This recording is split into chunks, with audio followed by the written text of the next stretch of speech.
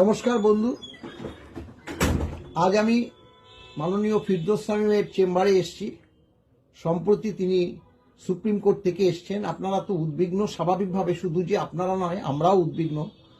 ভার্ডিকটা DA মামলার যে verdict বা রায় যাই বলুন না কেন, এখনো পর্যন্ত তা প্রকাশ পাচ্ছে না। সেই ব্যাপারে আমরা তো বারবার বলেছি যে আমাদের মাননীয় যে সুপ্রিম কোর্টের যে আইনজীবী আছে তারাও খবর নিচ্ছে। মাননীয় ফিরদৌস শামীম তিনিও খবর নিয়ে এসছে। আপনারা অনেকেই আমাকে বলছেন, আমার প্রেসিডেন্টকে বলছেন যাতে মেনশন করে ভার্ডিকটা যাতে বের হয়, সেই ব্যাপারে অগ্রসর হওয়ার জন্য। কিন্তু সেটা কতটা সুখকর হবে সেটাতে তো আমরা সন্দিহান, সেটা তো আপনারা জানেন। আজকে সেই বার্তাটাই আমি মাননীয় ফিরদৌস শামীমের কাছ থেকে একটু শুনে নিতে চাইছি, আপনারাও সেটা জানতে পারবেন।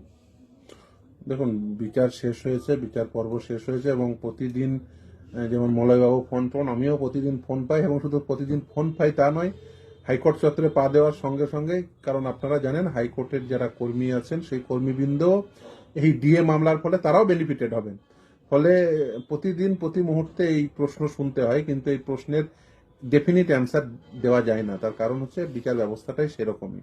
তার কারণ যখন একটি মামলা আর্গুমেন্ট শেষ হয়ে যাওয়ার পরে যদি জাজমেন্ট রিজার্ভড হয়, তাহলে সেই বিষয়টি একেবারে বিচারালয়ের আওতাধীন একটি বিষয়। ফলে সেই বিষয়ে একেবারে কোনো প্রকার হস্তক্ষেপ করার কোনো প্রকার সুযোগ থাকে না।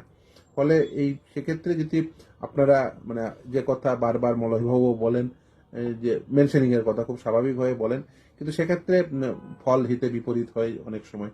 ফলে সেই ক্ষেত্রে আমি মলয়বাবুকেও বলেছি, একই কথা বলেছি। আমি অন্যান্য যা যেমনভাবে সম্ভব যে এটা কি করা উচিত এই নিয়ে আলাপ আলোচনা, কিন্তু সেটা আলটিমেট যেটা বলার কথা সেটা হচ্ছে যে আমাদের অপেক্ষা ছাড়া আর অন্য কিছু এই মুহূর্তে করার সুযোগ খুব স্বল্প। ফলে আশা করব কর্মীবৃন্দ, আপনারা যারা ফোন করছেন, মলয়বাবুকে ফোন করছেন, অবভিয়াসলি আমি সব থেকে বেশি উদ্বিগ্ন। মলয়বাবু নিজেও একজন অবসরপ্রাপ্ত কর্মী, ফলে অবসরপ্রাপ্ত কর্মীদের নিয়ে আমি সত্যি সব থেকে বেশি উদ্বিগ্ন। তার কারণ তারা যে পেনশন অ্যামাউন্টটা পান সেটা অত্যন্ত স্বল্প, এবং আজকে দিনে দ্রব্যমূল্য বৃদ্ধির থেকে বড় কথা ওষুধের দাম। কারণ সব কর্মী কিন্তু একই শারীরিক অবস্থায় নেই। অনেকের শারীরিক অবস্থা প্রতিদিন ডিটোরেট করছে, সেক্ষেত্রে যে পরিমাণ ওষুধের মূল্য তাদের দিতে হয়, যে পরিমাণ চিকিৎসা খরচ হয়, সেটা সত্যি মিট করা ওই স্বল্প পরিমাণ টাকায় অসম্ভব হয়ে পড়ছে। ফলে এই বাস্তবতার উপর দাঁড়িয়ে পুরো বিষয়টি দাঁড়িয়ে আছে। আশা করব, আমাদের আশা করা ছাড়া অন্য কোনো উপায় নেই। তবে নিশ্চিতভাবেই কিছুটা সময় যাক, নিশ্চিতভাবেই অন্য ভাবনা চিন্তা কিছু করা যায় কিনা সেই নিয়ে আমরাও ভাবছি। যদি কিছু সম্ভব হয়, আলাপ আলোচনা করছি মলয়বাবু, আমি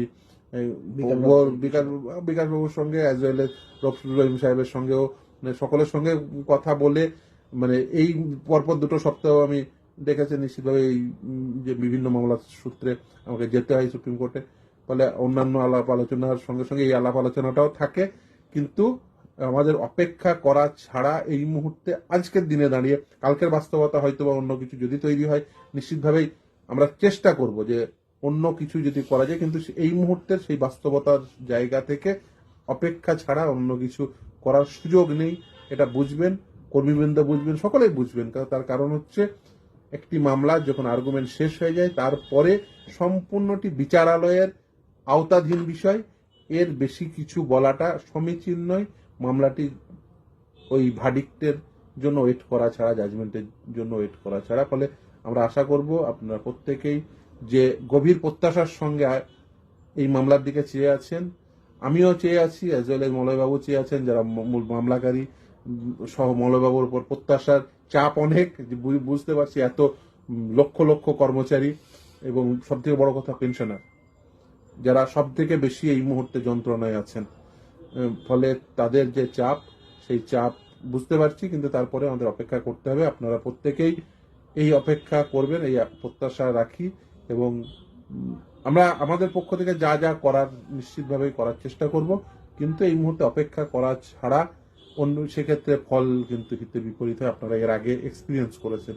ফলে আমি চাই না, এই মামলা অত্যন্ত সেন্সিটিভ মামলা অত্যন্ত গুরুত্বপূর্ণ মামলা, যে মামলার সামান্য ত্রুটি বিচ্যুতি যে মামলায় অনেক অনেক কিছু পরিবর্তন করতে পারে। ফলে এই মামলার ক্ষেত্রে আমাদের প্রত্যেকে ধৈর্য ধরা ছাড়া এই মুহূর্তে অন্য কিছু না ভাবাই ভালো।